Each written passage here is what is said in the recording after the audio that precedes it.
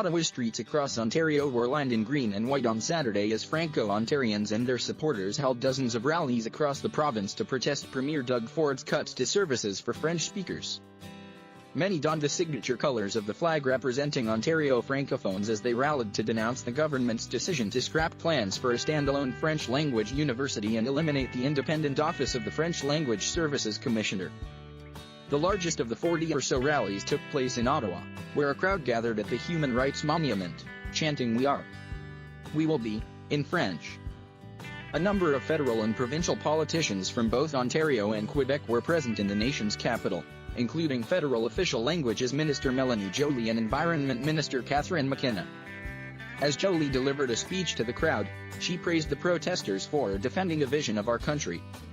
"Our message is clear to governments who act to reduce rights. Go read your history books," Joly yelled, as McKenna stood behind her waving a huge Franco-Ontarian flag.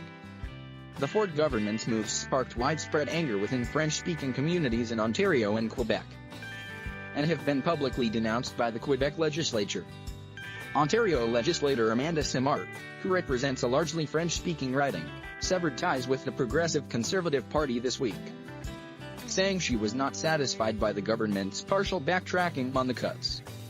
The province announced late last week it would create a commissioner position within the Office of the Provincial Ombudsman, establish a Ministry of Francophone Affairs and hire a senior policy advisor on Francophone Affairs in the Premier's office.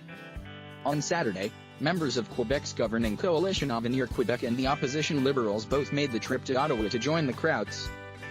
Liberal interim leader Pierre Arcan drew loud applause when he reminded protesters that the green and white flag is currently flying over the Quebec legislature in support of Simard and Ontario's French speakers.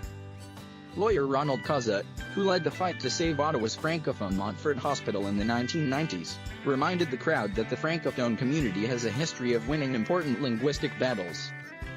At the end of his speech, he switched to English to deliver a message directly to Ford on behalf of the Francophone community.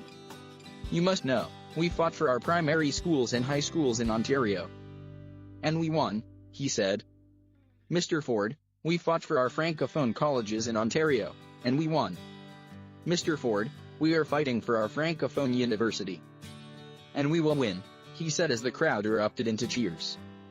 Ford has said the cuts were necessary to lower the province's deficit, although he did not say how much would be saved.